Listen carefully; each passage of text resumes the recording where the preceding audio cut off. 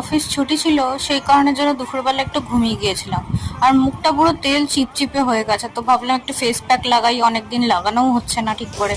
তো ভালো করে মুখটাকে ফ্রেশ করে নিয়ে তারপর একটু ফেস ওয়াশ লাগিয়েছিলাম। আর এই ফেস মাস্কটা আমি ঘরে বানিয়েছি। কি কি দিয়ে বানিয়েছি জানতে চাইলে অবশ্যই কমেন্ট করো, আমি তোমাদের সবাইকে বলে দেবো। এটা উপটান পাউডারই এক কথায় বলা যেতে পারে, কিন্তু এটা পুরোপুরি ঘরে বানানো আর পুরোপুরি আমিই বানিয়েছি জিনিসটাকে।